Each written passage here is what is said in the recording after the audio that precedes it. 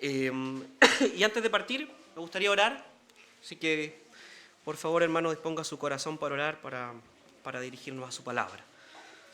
Padre Celestial, Señor, honramos tu nombre, porque hoy, como hemos dicho, Señor, más de una vez, es tu día, Señor, es un día donde como cuerpo universal de Cristo nos reunimos, Señor, para celebrar, Señor, tu resurrección.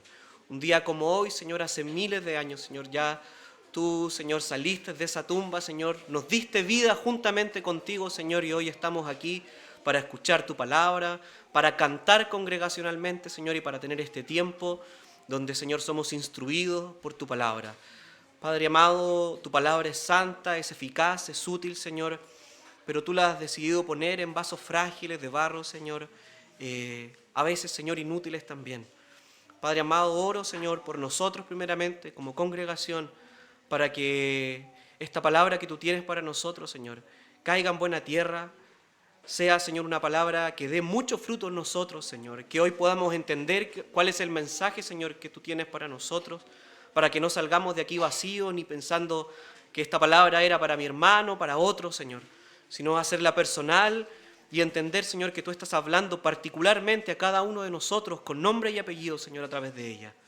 Oro, Señor, por mí, para que yo pueda enseñar con claridad también, para que quites cualquier malestar de mi cuerpo, Señor, y pueda enseñar a tu iglesia y bendecirla también a través de lo que tú has permitido que yo prepare. Gracias por este tiempo, Señor, y ayúdanos a estar concentrados también en Él, en el nombre de nuestro Señor Jesucristo. Amén. Bien. Le invito a abrir su Biblia en Apocalipsis capítulo 3, para quienes son visitas o han estado poco con nosotros. Estamos viendo los mensajes a las iglesias de Apocalipsis. Hemos visto ya varias iglesias y hoy nos toca la iglesia en Sardis. Así que vamos a ver Apocalipsis capítulo 3, verso 1 al 6. Hemos visto mensajes que son algunos más esperanzadores que otros, pero el mensaje a la iglesia particular de Sardis hoy, si bien tiene una esperanza muy clara, y el mensaje entrega una esperanza muy profunda para los creyentes en Sardis, el mensaje a la iglesia es súper duro. Es quizás de los más duros que hay dentro de estos mensajes. Así que primero, vamos a leer el texto. Dice así, Apocalipsis capítulo 3, verso 1 al 6. Dice: escribe al ángel de la iglesia en Sardis, el que tiene los 7 espíritus de Dios y las 7 estrellas, dice esto: yo conozco tus obras, que tienes nombre de que vives y estás muerto. Sé vigilante y afirma las otras cosas que están para morir, porque no he hallado tus obras perfectas delante de Dios. Acuérdate, pues, de lo que has recibido y oído, y guárdalo y arrepiéntete. Pues si no velas, vendré sobre ti como ladrón, y no sabrás qué hora vendré sobre ti. Pero tienes unas pocas personas en Sardis que no han manchado sus vestiduras, y andarán conmigo en vestiduras blancas, porque son dignos. El que venciere será vestido de vestiduras blancas, y no borraré su nombre del libro de la vida, y confesaré su nombre delante de mi Padre y delante de sus ángeles. El que tiene oídos, oiga lo que el Espíritu dice a la iglesia. Como se ha dicho anteriormente, hay que recordar que estas iglesias son iglesias reales. Si bien el libro de Apocalipsis tiene un alto contenido simbólico, las iglesias de aquí no son simbólicas. Son iglesias que existieron en un tiempo y lugar determinado en la historia, y de hecho Sardis es un lugar que existe hasta el día de hoy, que es Sardes. Existe ese lugar hasta el día de hoy, y era una ciudad que era, y esto es lo particular y que va a ir tomando sentido a lo largo del mensaje, es una iglesia que existía junto, por ejemplo, a Tiatira y Filadelfia, en un antiguo reino que se llamaba el reino de Lidia, que existió previo al Imperio Romano. Y Sardis, particularmente Sardis, era una ciudad bien particular porque estaba en lo alto de un lugar amurallado y solo tenía un camino de entrada. Para llegar a Sardis, usted básicamente tenía que pasar por un acantilado. Sardis era una ciudad que se dividía en dos. En la gran ciudad de Sardis, o la pequeña, digámoslo así, fortificada, y alrededor de Sardis, bajo esta montaña, estaba todo el pueblo comercial. ¿Por qué? Porque arriba no era muy grande y no se podía comerciar arriba. Abajo estaban las tierras donde se plantaba, donde se hacía comercio, y arriba la ciudad fortificada, donde vivía la gente rica, donde estaba la alta política. Y Sardis era una ciudad muy importante en el Imperio Romano, muy importante en la historia, de hecho. Tan importante es que en los cientos de años que tiene Sardis, solo 2 veces cayó contra imperios extranjeros. Y casi sin pelear, de hecho, fueron por más estrategias políticas y otras cosas. Pero Sardis nunca fue invadida como tal. Pero aún así, en base a esta gran seguridad que tenía la ciudad, cayó en los años. Otra cosa importante para entender el por qué quizás el mensaje que se le da a Sardis y el porqué de cómo está la iglesia en este momento, es que Sardis era una ciudad muy, muy importante para el culto imperial. Sardis tenía uno de los 4 templos paganos más grandes del mundo antiguo. Para que entiendan, el templo a la diosa Artemisa medía unos así como 45 metros por 100 metros. Era enorme.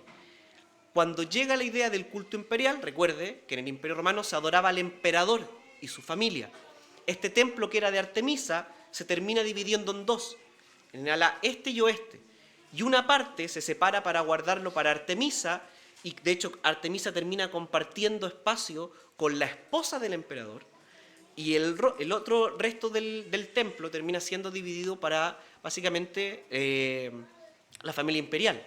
Por ejemplo, ahí o la familia Antonina, se le daba culto a Antonio Pío, a Marco Aurelio, a Cómodo, a toda esta familia imperial.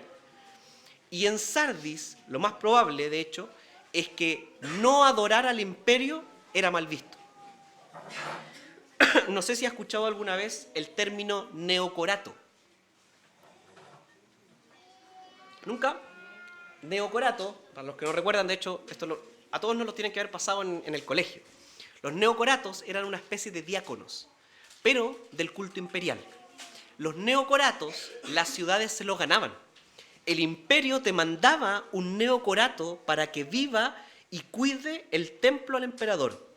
Sardis tuvo 3 neocoratos. Era muy importante el culto imperial. Tan importante que usted, si busca Sardis hoy día en Google y se va a la página que existe hasta el día de hoy, sardis.org, y está toda su historia y hay documentos arqueológicos hasta el día de hoy, va a ver las fotos de cabezas como de 2 metros que se han encontrado de las estatuas imperiales. Así de importante era el culto imperial en Sardis. Entonces, los cristianos en Sardis no luchaban contra cualquier culto imperial. Tenían una ciudad donde era pequeña y era muy fuerte, por ende, se notaba mucho quien no adoraba al imperio. Y ese es lo más probable, según los comentaristas, el gran problema de Sardis. Una iglesia que se empezó a mezclar con el culto imperial. ¿Por qué? Porque usted sabe, hasta el día de hoy, nuestros hermanos que están en países con persecución, que si usted no adora lo que el imperio dice que se adore, usted o no tiene salud, o no tiene protección social, o lo echan de su casa, no tiene trabajo, o simplemente lo pueden torturar y matar. Y eso pasaba con la iglesia en este tiempo. No adorar al imperio significaba, lo más probable, la muerte. Ser llevado al circo, y eso, hermano, estadísticamente, más o menos el 40% de la iglesia en el Nuevo Testamento fue terminando en un circo romano. Era muy fuerte no ser del imperio. Ese es el contexto, más o menos, para que usted entienda cuál era la realidad de la iglesia en este momento, y es muy probable el por qué la iglesia termina quizás inmiscuyéndose mucho en los asuntos del imperio, al punto de ser declarada por el Señor como muerta. Vamos al texto. Dice así: escribe al ángel de la iglesia en Sardis, el que tiene los 7 espíritus de Dios y las 7 estrellas, dice esto: yo conozco tus obras, que tienes nombre de que vives y estás muerto. El ángel, no vamos a caer en interpretaciones locas, hermano, nuestro pastor Ricardo, cuando al principio de la serie lo aclaró, el ángel aquí lo más probable hace referencia a algún pastor, algún obispo, representante de la iglesia, y las 7 estrellas, de hecho si usted va a Apocalipsis capítulo 1 verso 20, dice literalmente que el ángel y las estrellas son los pastores. Entonces no hay que ir en interpretación mágica aquí, que recuerde que esto es un lenguaje simbólico, es una carta que es escrita también a iglesias en persecución, y hay ciertas cosas también que están bajo ese lenguaje. Lo llamativo y que no había aparecido hasta ahora para nosotros en los textos anteriores es 7 espíritus. ¿Quién es los 7 espíritus? O quiénes, para algunos quizás puede pensar que son los 7 espíritus. Puede ir hacia atrás en su Biblia, Apocalipsis capítulo 1, verso 4 y 5. Vamos a leer ahí para entender esto.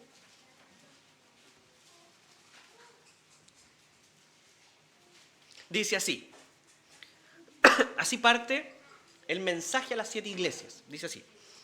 Juan, a las 7 iglesias que están en Asia, gracia y paz a vosotros de el que es, el que era y el que ha de venir, y de los 7 espíritus que están delante de su trono, y de Jesucristo, el testigo fiel, el primogénito de los muertos y el soberano de los reyes en la tierra, al que nos amó y nos salvó de nuestros pecados con su sangre. ¿A qué le suena la primera parte? El que era, el que es, el que ha de venir, los 7 espíritus y Cristo. ¿Qué hay ahí? Trinidad. No es otra cosa que la Trinidad, que es descrita en distintas maneras. Digámoslo así, Dios Padre está siendo distinguido como el que era, el que es, el que ha de venir. Los 7 espíritus sería el Espíritu Santo. El comentarista dice, se refiere a 7 porque son 7 iglesias. Hubiese dicho 8 espíritus, hubiesen sido 8 iglesias del Asia Menor. Así de simple, hermano. Y se refiere a los 7 por la plenitud del Espíritu. Básicamente, Dios Padre, el Espíritu Santo, y luego ¿a quién nombra? Al Hijo. Básicamente, el Padre se describe en su eternidad, en su inmutabilidad, el Hijo se describe en sus características y obras, y el Espíritu en plural, porque es un plural de iglesia al que se les escribe. Estas iglesias viven gracias, y aquí es lo importante para el texto. ¿Por qué vive una iglesia? Porque tiene el Espíritu. Básicamente, estas iglesias tienen el Espíritu y eso las mantiene, digamos así, en existencia. Si el Señor retira su Espíritu de esta iglesia y no hay nadie con el Espíritu Santo en esta iglesia deja de existir. Básicamente ese es el mensaje y es lo que va a estar detrás de cómo el Señor se refiere a la iglesia. Fíjese, el que tiene los 7 espíritus. No significa esto que el Señor tenga 7 espíritus santos. Está refiriendo que Él es el que tiene el espíritu que está sobre cada una de las iglesias. Algo que llamó mi atención es que el Señor se refiere como el que tiene. Porque el que tiene hace referencia a como algo posesivo, como algo que es mío, pero también como un sentido de autoridad. Y aquí es lo interesante, que la palabra que usa es eko en griego, que literalmente es una palabra de autoridad. Como que Cristo está diciendo, el que está o el que puede determinar este espíritu sobre ustedes. Recuerde que le está hablando a una iglesia que se está considerando en la práctica muerta. El Señor le está diciendo básicamente, yo tengo el poder para poner o sacar el espíritu de esta iglesia. Ese soy yo. Yo tengo, y dice a los se me olvidó la palabra, a los ángeles o a las estrellas, o sea, soy dueño de los pastores, porque tengo a las estrellas y tengo al espíritu. Yo soy la autoridad sobre la iglesia. Ese es el que se está presentando. El que tiene la autoridad de la iglesia le está diciendo, sé que tienes fama de estar viva, pero estás muerta. En Romanos capítulo 8, verso 2 dice así, ahora, por estar unidos a Él, el Espíritu Santo nos controla y nos da vida y nos ha librado del pecado y de la muerte. ¿Quién da vida a la iglesia o quién da vida al creyente? El Espíritu. Si aquí hay una iglesia que mayoritariamente es diagnosticada como muerta, ¿qué es lo que no está teniendo? Las obras del Espíritu, el Espíritu mismo. Ahora el Señor le dice, yo conozco tus obras, que tienes nombre de que vives y estás muerto. Algo que tenemos que tener claro, hermano, y que no se nos tiene que olvidar, es que Apocalipsis es una sola carta. No es que Juan escribió a Sardis, sacó el mensaje de las otras 6 y le mandó una carta a Sardis, y luego agarró a Tiatira y escribió solo para Tiatira, y los otros 6 mensajes los envió para allá. ¿Entiende lo que voy? Filadelfia, Tiatira, Esmirna, leyeron el mismo mensaje para Sardis. Sardis es probable que tenía fama, como dice esto, de estar viva. Quizás habían obras, quizás había una apariencia de una buena iglesia. Yo le dije, Sardis era una ciudad importante y era una ciudad rica, Quizás Sardis era una iglesia que daba en abundancia a las demás iglesias. Están en necesidad, nosotros tenemos dinero, les enviamos. Quizás los demás cristianos veían en la ciudad de Sardis una ciudad hermosa, una iglesia hermosa. Pero el Señor conoce que está muerta. Fíjense cómo el Señor está desenmascarando una iglesia delante de otras 7 iglesias. Y eso es llamativo. ¿Por qué? Porque el Señor quizás nunca nos va a hacer eso a nosotros. Nunca el Señor nos va a desenmascarar frente a otros cristianos. Pero, hermano, si usted tiene una careta de cristiano, el Señor lo va a desenmascarar un día, ¿sí o no? ¿Sí o sí? Sí o sí. Si usted tiene una apariencia de estar vivo y está muerto, se va a desenmascarar un día. Frente a demás cristianos o frente a Cristo. Pero esa careta de estar vivo no le va a durar eternamente. Y a una iglesia tampoco, hermano. Una iglesia que está muerta, en un momento va a dar frutos de estar muerta. Versos 2 y 3 dice, sé vigilante y afirma las otras cosas que están para morir, porque no he hallado tus obras perfectas delante de Dios. Acuérdate, pues, de lo que has recibido y oído, y guárdalo y arrepiéntete, pues si no velas, vendré sobre ti como ladrón, y no sabrás a qué hora vendré sobre ti. El texto dice, sé vigilante, y más adelante dice, pues si no velas, vendré sobre ti. Esto, hermano, combina muy bien con una ciudad en la que históricamente se había sentido muy segura sobre sus fortificaciones. Pero aún así, dentro de lo seguro de sus fortificaciones, históricamente estaba siendo dominada por un imperio extranjero. Nunca se es lo suficientemente fuerte para no ser vencido. Y eso Sardis lo sabía muy bien. Y los cristianos en Sardis lo sabían por su propia historia muy bien. Hermano, nunca usted es tan fuerte espiritualmente como para no ser vencido. Nunca usted está tan seguro como para no ser atacado por algo. Nunca usted está tan seguro en la comodidad de su evangelio aparente como para no ser descubierto por el Señor. Afirma las cosas que están por morir. Y esto es lo bonito dentro de la iglesia. Si bien el diagnóstico general, podríamos decir quizás el 90 al 95% de la iglesia estaba muerta, hay un pequeño grupo que no. Y ese diagnóstico, ese pequeño grupo está salvando a Sardis todavía de no ser arrasada. Hay un pequeño grupo que lo más probable es que está haciendo obras que son lo contrario, que no son de muerte, que son de vida. Que son de vida, y eso es lo que tiene que rescatar la iglesia. No sabemos qué son, hermanos. No sabemos en particular cuál es el pecado de Sardis particular.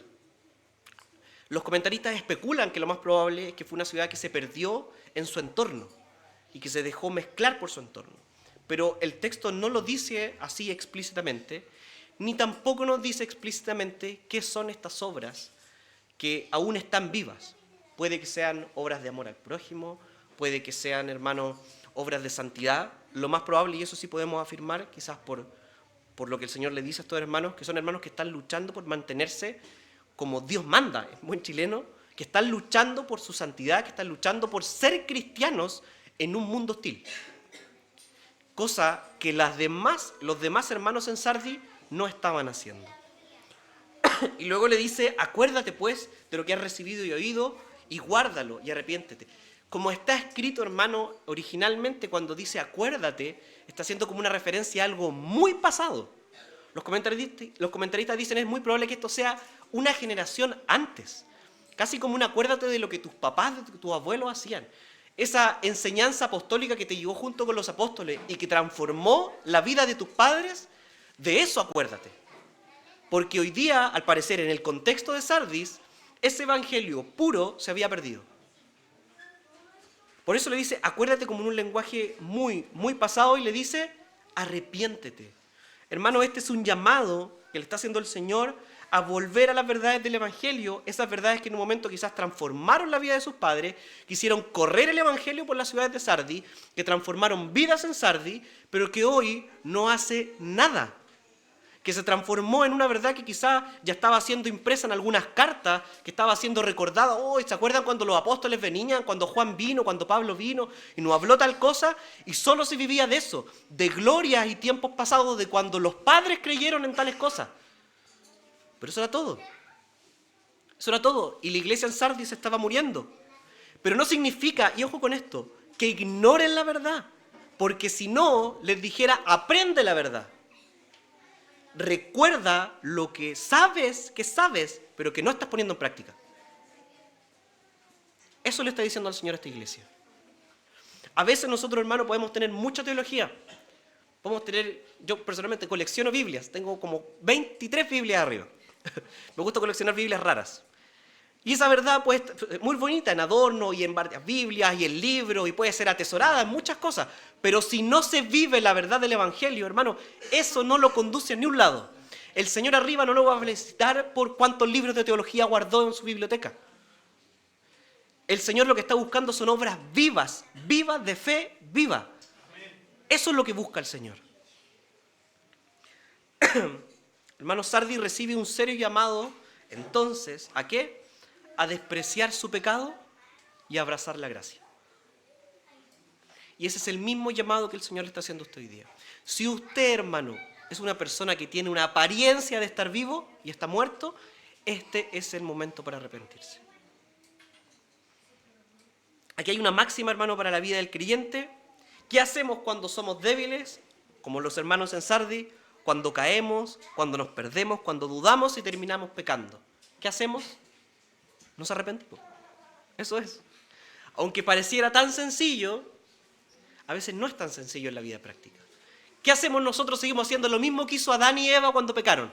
Meternos detrás de los matorrales y escondernos y tener miedo y vergüenza del Señor, como si en un momento mi pecado fuera a sorprender a un Dios que lo sabe todo. Como si yo hice algo tan grave que al Señor lo avergonzó y el Señor me dijera, no, lo siento, por ese pecado en la cruz yo no morí. Eso es menospreciar la cruz de Cristo. Hermano, no hay un pecado que usted lo pueda tener tan lejos como para no poder acercarse al Señor. Y usted no es tan importante como para no poder humillarse delante del Señor. Verso 4 dice, pero tienes unas pocas personas en Sardis que no han manchado sus vestiduras y andarán conmigo en vestiduras blancas porque son dignas. Algo interesante de este trozo del pasaje. Esto Reina Valera dice personas. Alguna Biblia dice algunos entre ustedes. Pero la palabra que se traduce como personas es ónoma, que es literalmente nombre. Si yo leo este pasaje textualmente, de hecho la Biblia textual en su cuarta edición lo pone así.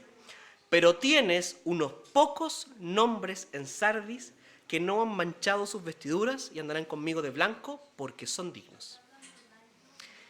Este texto está escrito de manera muy personal. Piensen esto. A la iglesia en Sardis le llega al fin la carta escrita por el apóstol Juan. Revelaciones. Y empiezan a leer. Y empiezan a leer las demás iglesias. Y de repente llegan a Sardis y se topan con el verso 1, verso 2. Y los hermanos en Sardis que se estaban esforzando por seguir una vida de santidad, que estaban esforzándose por tener una vida cristiana, de repente se les dice que su iglesia está muerta. ¿Sabe qué? Yo creo que los hermanos pusieron la misma cara que ustedes, así. Todos hicieron así. Pero yo creo que los hermanos estaban totalmente de acuerdo con Juan. Si hay alguien que sabía que su iglesia estaba muerta, eran los propios cristianos que vivían en Sardis. Sabían, porque ellos seguramente iban a los mercados y veían a sus hermanos comiendo la carne y la fruta sacrificada al ídolo.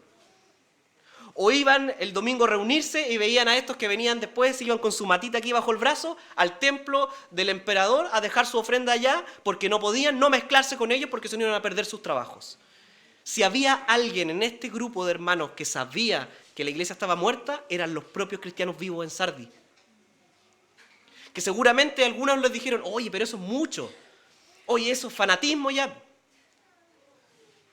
Oye, si igual podemos, vamos a la iglesia el domingo en la mañana y después acompáñame y vamos al templo y vamos donde la estatua del emperador Claudio y le dejamos una florcita ahí, no pasa nada, todo es gracia, el Señor entenderá. Hermano, el diagnóstico de Sardis, los cristianos en Sardis... Siri se puso a hablar, interrumpió. Hermano, la iglesia en Sardis sabía el diagnóstico de su propia iglesia. Hermano, usted sabe el diagnóstico de su propia vida. Yo no tengo que apuntar con el dedo a nadie porque yo conozco su vida. Yo no conozco su corazón. El Señor conoce su corazón. Si usted es una persona, usted hace una introspección y usted sabe que es una persona que tiene obras de muerte y no de vida, si usted es cristiano, el Espíritu ya lo lleva el tiempo que usted lleve en esto acusando. Y usted puede estar haciendo caso omiso al Espíritu. Y usted puede estar cauterizando su conciencia, pero nunca el Espíritu lo va a dejar tranquilo. Como le decía, lo interesante de esto es que el Señor les diga por nombre. No les da nombre, no dice Pedro, Juan, no dice así, pero yo sé que hay unos nombres aquí. El Señor sabe, yo sé cuáles son entre ustedes los que sí están viviendo como yo demando que se viva. Yo sé quiénes son. Y eso, hermanos, eso es un mensaje de alivio para la iglesia. Pues estas palabras son un consuelo para sus almas. El Dios que le puso nombre a cada una de las estrellas del universo es el Dios que sabe cuáles son esos nombres particulares en esta iglesia que no han doblado sus rodillas al emperador. Hermano, el Señor conoce lo que nosotros hacemos. Eso es lo bueno y lo malo. Hoy día yo les decía a los niños en la clase de escuela dominical, todo lo que ustedes hacen, el Señor lo conoce. Y no lo van a poder ocultar. ¿Lo pueden ocultar entre sus papás? No lo pueden ocultar delante del Señor. Hermano, es mejor humillarse hoy ante el Señor y reconocer que usted es un pecador que necesita el señorío de Jesucristo en su vida, a pasar vergüenza eterna en el infierno. Es esta vida la que usted tiene para arrepentirse. Después, no hay familiar que pueda orar por usted y sacarlo del infierno. Y lo dejamos claro en las clases de escatología. Versos 5 y 6 dice así. El que venciere será vestido de vestiduras blancas, y no borraré su nombre del libro de la vida, y confesaré su nombre delante de mi Padre y delante de sus ángeles. El que tiene oído, oiga, el Espíritu dice a las iglesias. La figura de un vestido blanco, hermano, ¿a qué nos evoca? A santidad, ¿no es cierto? A santidad. Quienes se esfuercen terrenalmente, quienes no nieguen a Cristo con sus actos, ¿qué va a pasar? Caminarán en santidad con Cristo por la eternidad. Lo interesante es que el texto no dice, se vestirán. ¿Qué dice? Será vestido. Porque, hermano, la salvación no se gana con obra. Será vestido. ¿Quién lo va a vestir? Cristo. Él está hablando. Hermano, nosotros tenemos que encontrar un equilibrio en el mensaje del Evangelio. El mensaje del Evangelio no requiere obras para salvación. Si usted quiere tener una eternidad con Cristo, el requisito que le pone la Escritura es arrepentirse, confesar sus pecados y a Cristo como Señor, y usted es salvo. Eso es el mensaje del Evangelio, es fe. Pero decir que el Evangelio no requiere obras es un poco falso. Porque el Evangelio sí le requiere obras ¿a quién? A quien Dios salva por medio del Evangelio. Si usted cree que tiene salvación por fe para hacer lo que usted quiera con su vida, usted no se ha arrepentido de sus pecados. En Sardis podían haber dicho personas, bueno, si el Evangelio es por fe, yo tengo fe, me salvo, entonces ahora hago la vida que yo quiero. El Señor entenderá, ¿no es cierto? Estoy bajo la gracia, entonces voy a hacer las cosas que mi sociedad me demanda, para no perder mi rol en la sociedad. Hermano, eso es abusar de la gracia. Y eso es solo muestra de un alma no arrepentida. Cuando nosotros nos dicen, no, pero es que ustedes creen que la salvación no se pierde, entonces el cristiano puede hacer lo que quiera, total no va a perder la salvación. Bueno, eso muestra de que si el cristiano cree que puede hacer lo que quiera, que no es salvo. Así de simple, hermano. Aquí puede haber una congregación completa de personas que dicen haberse arrepentido, pero no sabemos cuáles son de verdad esos corazones que de verdad se arrepintieron. ¿Y quiénes son en este texto los que de verdad se va a ver quiénes se arrepintieron? Los que perseveran. Filipenses 2:12 dice, ocupaos en vuestra salvación con temor y temblor. Efesios 2, del verso 8 al 10 dice, porque por gracia sois salvos por medio de la fe, y esto no de vosotros, pues es don de Dios, es un regalo. Don en griego es caritas, es un regalo inmerecido. Verso 9 dice, no por obras para que nadie se gloríe, porque somos hechura suya, creados en Cristo Jesús para buenas obras. ¿Para qué lo salvó el Señor? Para buenas obras. No, es que el Señor no demanda obras, sí demanda obras del creyente. No demanda obras del impío, demanda obras del creyente, hermano. Ojo con esto. No podemos ser cristianos que por creer que la salvación es por gracia, pisoteamos la gracia. Y creemos que tenemos derecho a hacer la vida que queramos. Cuando la salvación requiere no solo arrepentirme de mis pecados, porque esa parte nos gusta, porque sí, soy un pecador y conozco que todos han pecado, todos están lejos del Señor, y esa parte como que es la que más le damos. Pero la salvación requiere reconocer el señorío de Cristo. Y por eso los cristianos morían en el circo. Porque el Imperio Romano les decía, el emperador es el Kyrios, es el Señor. Y los cristianos decían, yo no puedo reconocer otro Señor que no sea Cristo. Hermano, el Señor de su vida es Cristo. No es su jefe, no es mi esposa, ni su esposo, ni sus hijos. Nadie señorea sobre su vida, sino es Cristo. Y si alguien le demanda una cosa que va en contra de lo que Cristo demanda, usted desobedece a otro Señor que no sea Cristo. Es así de simple, hermano. La vida cristiana es profundamente activa en obediencia, es profundamente activa en una vida continua de llevar tu vida delante del Señor y haciendo lo que Él demanda. La vida cristiana, hermano, es difícil. Hoy día es popular un mensaje donde se le dice a las personas, arrepiéntete de tus pecados, ven al Señor y aquí se van a solucionar tus problemas. No es así. Es muy probable que por, hermano, ser cristiano usted tenga más problemas con su entorno social que no siendo cristiano. Ayer teníamos reunión de matrimonio y hablábamos en la mesa de lo loco que es que el mundo, después de años, se haya dado cuenta que lo que el cristianismo decía era cierto, que los hijos había que ponerle atención, que necesitaban reglas, que necesitan una madre y un padre, que es bueno que una mamá esté en la casa cuidando a sus hijos. Hermano, pero si usted pone eso como una prioridad en la vida, lo más probable es que su entorno lo critique. Ayer hablábamos de esas cosas. Es muy probable que si usted dice que una mujer que decida postergar su vida profesional por estar un tiempo con sus hijos es mal visto. Y es vista como sumisa, como fracasada o como anticuada. Porque eso es lo que el mundo vende. Y usted puede decir, bueno, ¿qué hago? Entonces tengo una vida profesionalmente exitosa y agrado a mi entorno, o tengo una vida de lo que el Señor demanda y obedezco al Señor, estoy un tiempo con mis hijos, postergo, tengo que postergarme a mí mismo en mi vida profesional y trabajar en la casa. Y eso hoy día, para la mayoría de las mujeres afuera, hermano, es deshonroso. Quizá hoy día nosotros no tenemos las presiones de un imperio y nadie nos está obligando a no venir el domingo en la mañana. Quizás nadie le está obligando a ir a dejarle flores al cementerio a una estatua de algo o de su familiar fallecido. Nadie le está obligando a hacer esas cosas. Quizás nadie le está obligando a decir, si tú no eres católico o no eres de otra religión, no vamos a tener salud. Nadie le está obligando a hacer esas cosas. Pero ¿sabe qué? Este ambiente para nosotros es mucho más peligroso.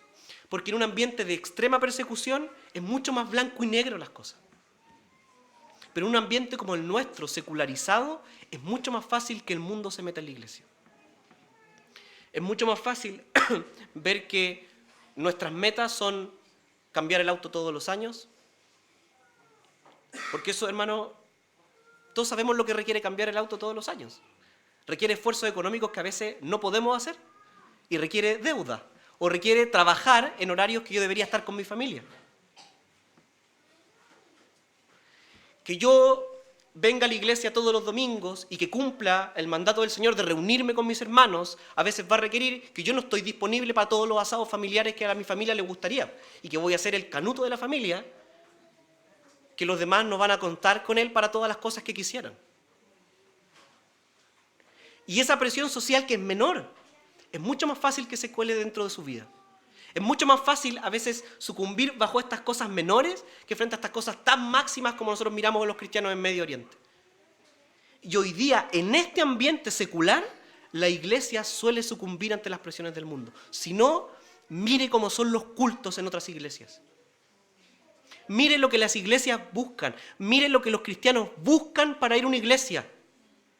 Los cristianos hoy día no buscan iglesias donde se predique la palabra. Los cristianos hoy día buscan iglesias que tenga una predicación que a mí me haga sentir bien, que tenga música que me guste, que tenga sillas cómodas, que me quede cerca de la casa, y ni una de esas cosas es un requerimiento bíblico. Porque el mundo, cuando es secular y vivimos entre él, es mucho más fácil que se cuele entre los deseos del cristiano. Es mucho más fácil, hermano. Es mucho más fácil que hoy día usted esté sin darse cuenta teniendo un cristianismo frío frente al Señor. Que si el Señor hiciera un diagnóstico general de nuestra vida, nos dijera, ¿sabes que generalmente tu vida parece más la de un muerto espiritual que la de una persona viva espiritualmente? Eso es mucho más fácil en un ambiente como el nuestro, donde se permite ser cristiano, donde nadie lo va a criticar abiertamente por ser cristiano, pero sí se nos van a colar algunas cosas, hermano, que nosotros sabemos en el fondo que no deberían de ser así, pero son así. Tenemos tiempo, hermano, para todo a veces, menos para las cosas del Señor.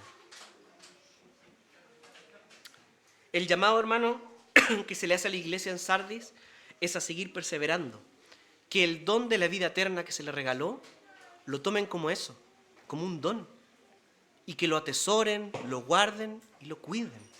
Y ese es el mismo llamado, hermanos, que hace el Señor hoy día. El Señor le dice, no borraré su nombre del libro de la vida. Algunos han malinterpretado esto como que el Señor puede tener un libro donde a veces escribe un nombre y a veces lo borra, como que la salvación se pierde. Eso está mal, hermano. Dejamos claro, la salvación no se pierde. No es que el Señor ande con un lápiz y una goma salvando gente, ya no, y lo borra. No funciona así. Voy a explicar un poco a qué puede hacer referencia a esto. ¿Ya? No hay que olvidar esto, que son cartas a iglesias reales que existieron en un tiempo determinado de la historia. Por ende, hay cosas históricas que ayudan a entender por qué se hace esto. Número uno, y esto puede significar dos cosas. Y puede que signifique las dos al mismo tiempo. Número uno, mayoritariamente las iglesias siempre fueron judías. A este periodo de la historia todavía eran mayoritariamente judías.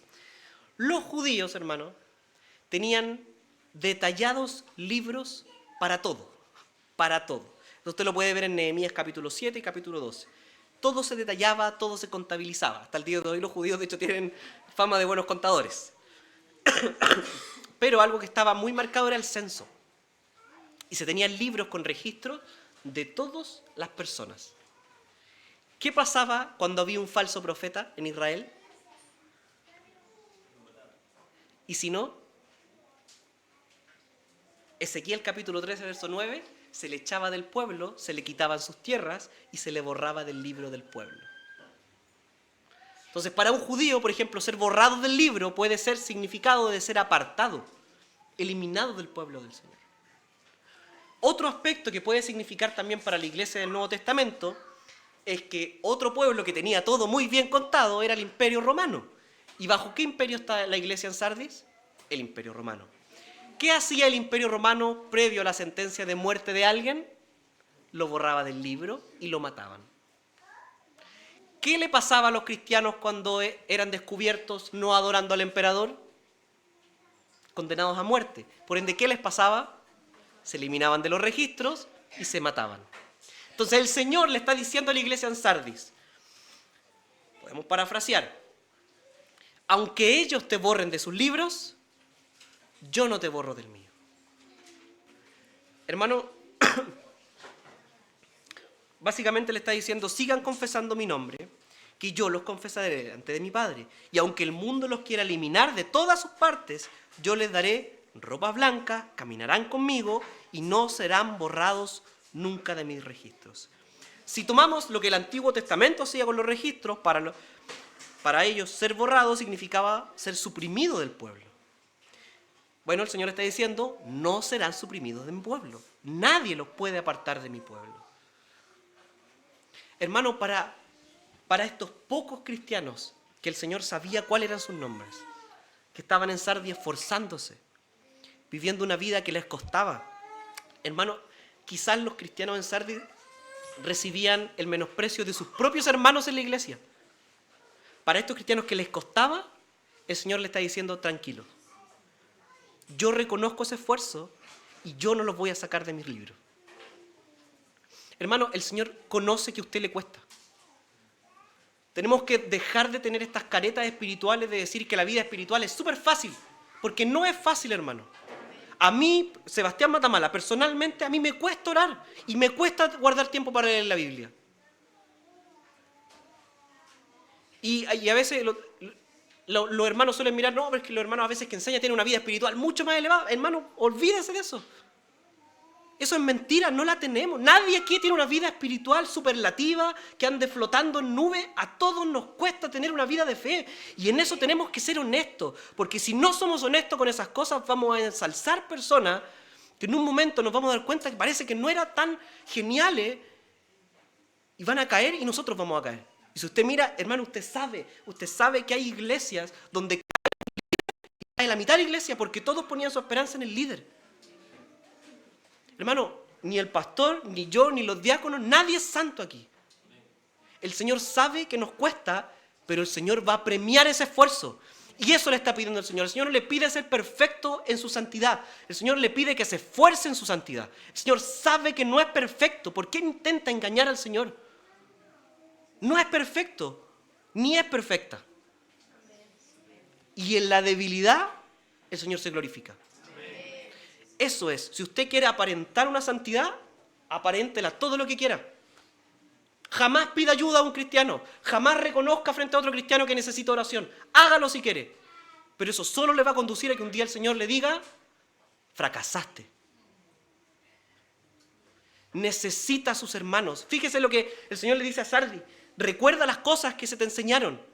Básicamente, si el Señor destacó a unos pocos nombres, le está diciendo, ponte a hacer lo que esos nombres hacen. Ellos saben lo que tú no estás sabiendo. Hermano, busque ayuda. Si a usted le cuesta algo, busque ayuda de otros que son más sabios que usted. Si ve a otro hermano que es ejemplo en algo, busque ayuda de ese hermano.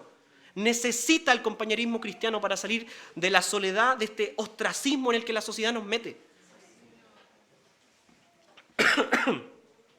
Hermano, como le decía, quizás otros miraban con desdén a los hermanos en Sardia, a los que de verdadmente se esforzaban, pero el Señor los está felicitando. Y le está dando una esperanza, la misma esperanza que le está dando usted. La misma. Hermano, esfuércese. Esfuércese por su vida de santidad. Y el Señor un día lo vestirá con ropas blancas y caminará en santidad eternamente con el Señor. ¿Qué sucedió, hermano, con la iglesia en Sardis en el tiempo? No sabemos realmente. No sabemos si esta iglesia tomó la advertencia, si cambió su actuar o no. La idea de que el Señor venga como ladrón en la noche aquí puede significar literalmente este llamado que está constante en el Nuevo Testamento, que el Señor viene ya, pero el Señor sabemos que no llegó ya, porque aún no ha venido. Y es probable que esto signifique otra cosa también, que el Señor estaba advirtiendo a la iglesia de algo más. Si no te purificas, te purifico yo. Básicamente es eso. Y es lo que el Señor hace con su iglesia, hermano. ¿Para qué sirven las persecuciones a las iglesias si no es para que la iglesia sea purificada? Eso es la advertencia que el Señor le hace. ¿Qué pasó con la iglesia en Sardis? No sabemos. Solo sabemos, al parecer, que el cristianismo ganó en Roma, que la iglesia fue mayoritariamente en Roma. Y un dato que le doy, quizás la iglesia, solo quizás, hizo caso, es que en el templo en Sardis, el templo que se mantiene en ruinas, pero hasta el día de hoy se mantiene, en el ala este del templo pagano en Sardis, se encontró que se construyó una iglesia pequeña y que por la parte para llegar a esa parte del templo hay cruces talladas en la roca. Al parecer, los cristianos en el tiempo pusieron una iglesia dentro mismo del templo pagano. Se dejaron de cosas chicas y dijeron, nos tomamos este lugar. Quizás la iglesia en el tiempo hizo caso. No lo sabemos. Pero hermano, lo importante para hoy es usted. Este es el momento en que el Señor le está llamando a hacer caso. Arrepiéntete hoy, que mañana puede ser tarde. Yo no sé qué es lo que el Señor tiene para mañana, hermano. Su vida usted no la tiene comprada en esta tierra. Y puede que mañana sí sea muy tarde. Puede que hoy en la tarde sea muy tarde. No se confíe porque ha pasado 1 año, 2 años, 2 meses, 3 meses, 2 semanas o 3 días en su pecado y nadie lo ha descubierto. No se confíe, hermano. Algunas 4 reflexiones finales, hermano, para ir terminando. Ponga atención. Primero, no hay nada que podamos hacer para ocultar delante de nuestro Señor Jesucristo, ni como individuos, ni como iglesia, porque esto es un llamado a la iglesia, lo que hacemos. Esto nos tiene, hermanos, que llevar a conducirnos con temor delante del Señor. No podemos dar las buenas cosas por sentadas, como si siempre van a estar así. Hermano, no se confíe de que tiene una buena iglesia. Trabaje por tener una buena iglesia. Trabaje por ella. Hermano, una buena iglesia necesita hombres y mujeres que se comprometan seriamente con la verdad de la palabra. Si usted se pregunta, ¿qué necesita esta iglesia? Que usted se comprometa con ser un buen cristiano. Eso es lo que necesita la iglesia. Y eso va a dar fruto solo en servicio, en la predicación de la palabra, en todo lo que la iglesia necesita. Si usted se compromete a ser un buen cristiano, créame que la iglesia va a ser muy bendecida y va a dar frutos por eso. ¿Qué no necesita la iglesia? Bueno, hombres y mujeres que renuncian a la verdad por acomodarse a este mundo que naturalmente los odia. El cristiano a veces es igual que una oveja pidiéndole al lobo que no se la coma. Va a buscar la pleitesía de un mundo que el Señor dijo que nos iba a despreciar. ¿Por qué vamos a buscar la pleitesía del mundo que nos odia? No tiene ni un sentido, hermano, y eso es solo la naturaleza pecaminosa, no siendo sometida por la verdad de la palabra. Número 2. Si hay alguien aquí que necesita, hermano, arrepentirse porque tiene apariencia de estar vivo, como he dicho ya varias veces, este es su momento. Si sabes que estás muerto y tu conciencia te avisa que estás muerto, aún estás a tiempo de arrepentirte, de abandonar tu pecado, pero hazlo pronto porque no sabes cuál es tu futuro. Y esto, hermano, aplica para quien hoy día, yo no sé, no es cristiano, o para quienes vive un cristianismo hoy día medianamente muerto y que se está guardando un pecado regalón que no quiere soltar. Este es el momento en que el Señor te está diciendo, arrepiéntete, porque sabes que tu camino no es para lo que yo te llamé. Esas no son las buenas obras para las que yo te predestiné. Número 3. El Señor ve todo lo que hacemos, hermano. Ve todo nuestro esfuerzo. Ve nuestro desánimo también.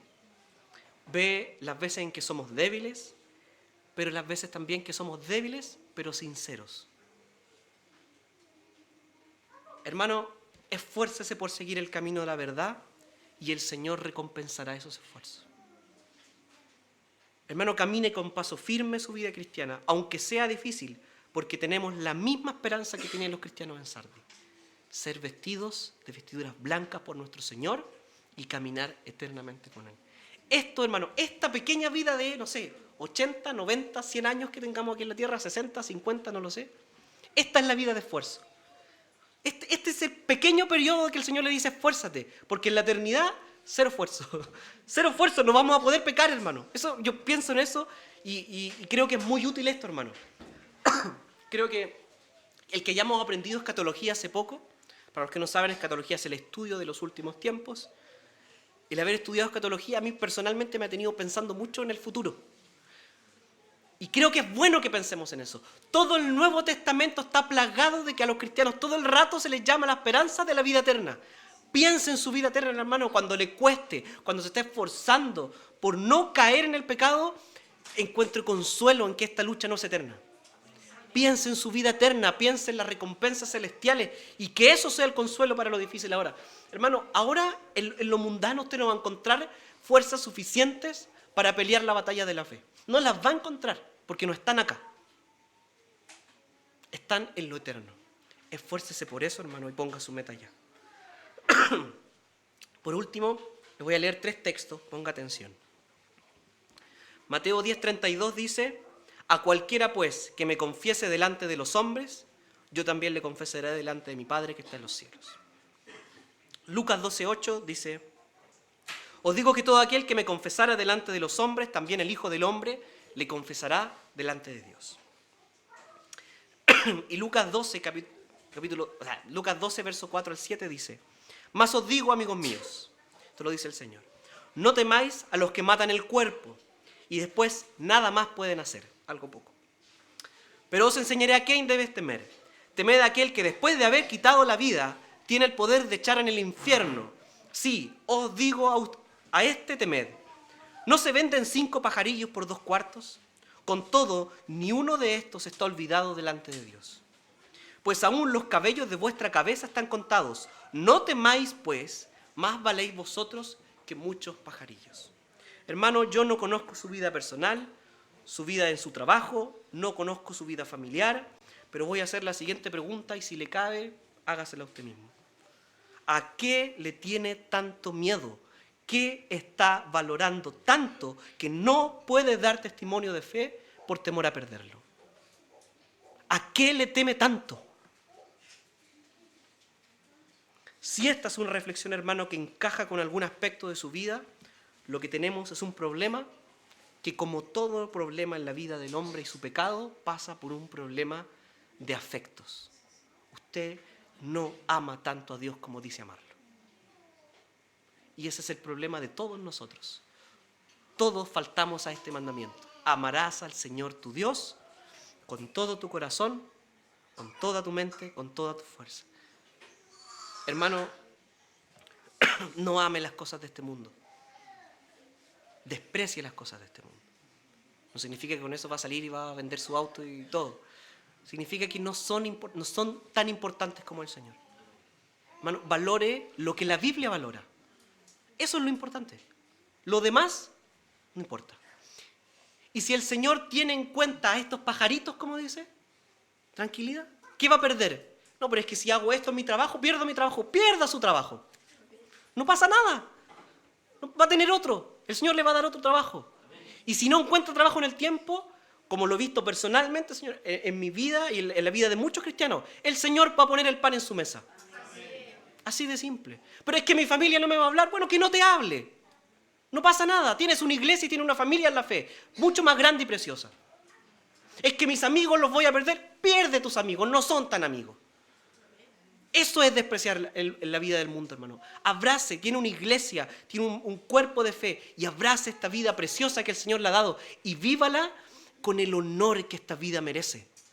El Señor le ha dado lo ha sacado de las tinieblas a luz admirable. Lo sacó del barro, le dio vestiduras nuevas y le dio un propósito. Use la parábola que quiera, lo fue a buscar a la orilla del camino, le puso un bastón para que no coge y lo trajo y lo sentó en su mesa. Use el ejemplo que quiera. El Señor nos dio dignidad. Usted puede pensar que tiene la dignidad que quiera, pero cuando usted vea a los muertos espiritualmente caminar al infierno, usted se da cuenta que no hay dignidad en la vida mundana. Y que esta es la dignidad real. Lo que el mundo desprecia, esto es la dignidad. Es el llamado que el Señor le está haciendo a usted, hermano. Deje las cosas que el mundo ama, deje de camuflarse con el mundo, tenga una vida cristiana seria, que este es el momento de arrepentirse. Quizás mañana no. Oremos. Amado Señor, gracias Padre amado porque tú has rescatado nuestra vida, Señor. Porque Señor, tú